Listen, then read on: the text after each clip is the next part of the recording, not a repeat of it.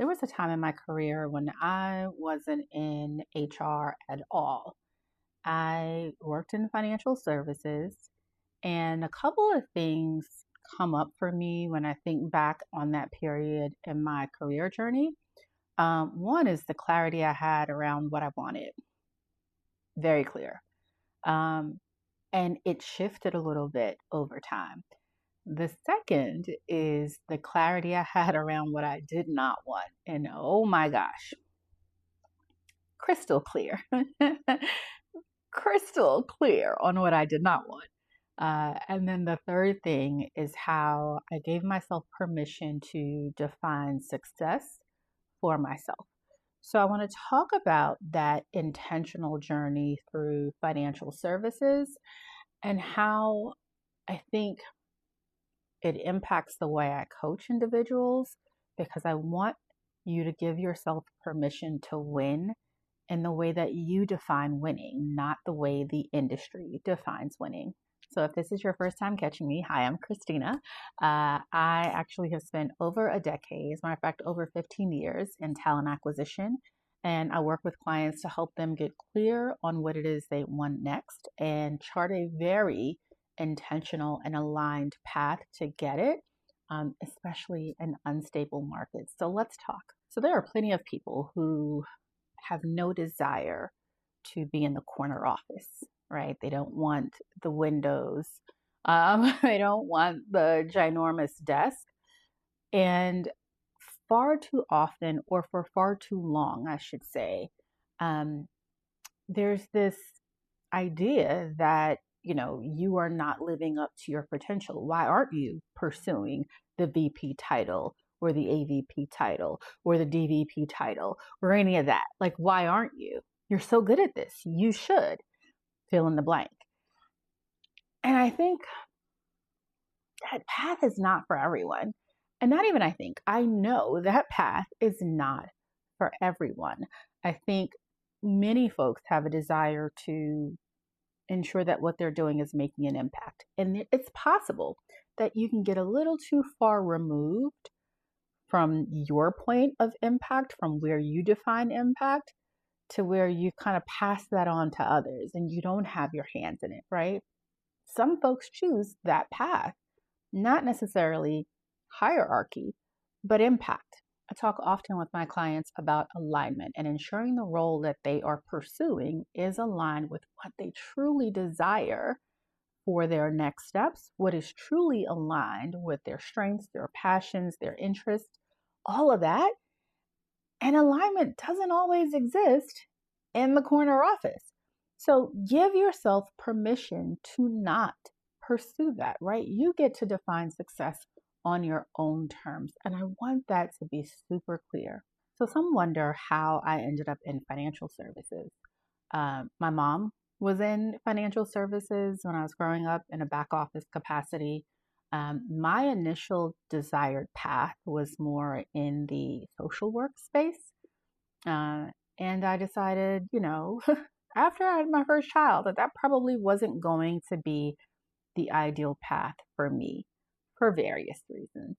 I decided to step into financial services, and my goodness, there was no looking back once I started. I didn't even have a desire to look back. So I started in back office, which is where a lot of people start, right? Either in client services, customer service, or in a back office capacity. I then moved into a sales and relationship management space. That move, I think in part, was because I just was great at interviewing and positioning, the skills I already had plus my passion well so that I could compete for that role. So I stepped into sales and relationship management, and that was a journey because that's where the licenses came in.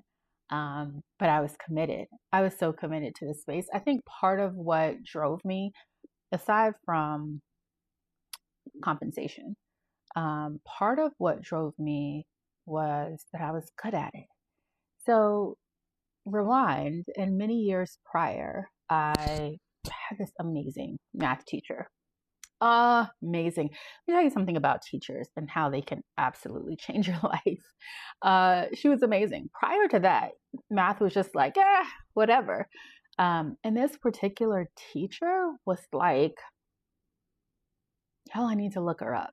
Like as I'm thinking about it, and as I covered my mic, um, I need to look her up. I had an amazing teacher, and so the love of math started uh, early in high school and never left.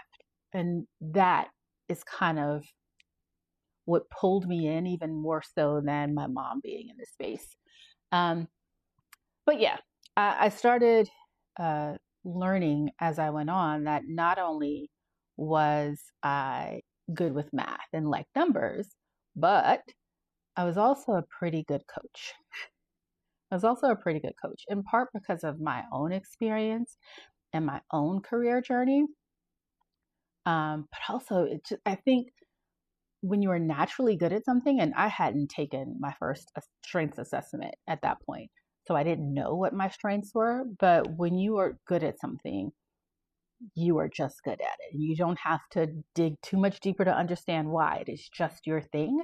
And so I was really good at coaching. And so part of the whole sales and relationship management space and the roles I assumed under that umbrella really, really allowed me to lean into coaching a little bit more and helping others develop professionally and training, which I absolutely loved. So it fit my strengths before I knew what my strengths were. Financial services, the industry, and what it afforded me fit the season I was in. Um, and yeah, as I look back, I'm like, that was a great time.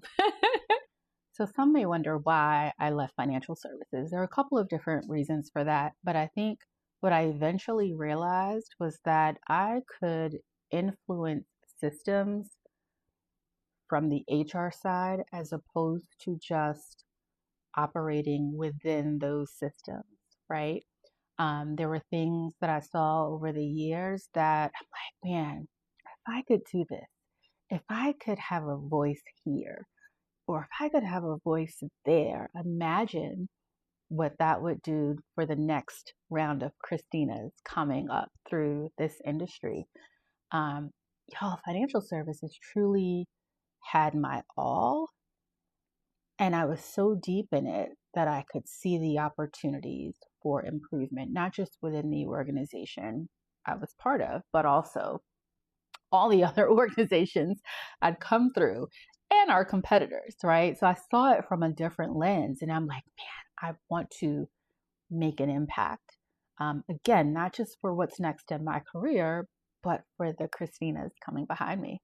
So hear me when I say this. Your career doesn't have to follow this prescribed arc of success. Do you know what I mean? Like it doesn't have to. I think it just needs to make sense for who you are. It needs to make sense for what you value, and it needs to make sense for the season you are in because that shifts.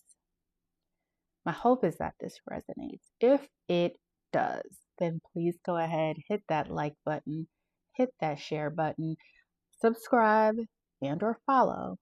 Hope you have a fantastic rest of your day, and I look forward to seeing you soon.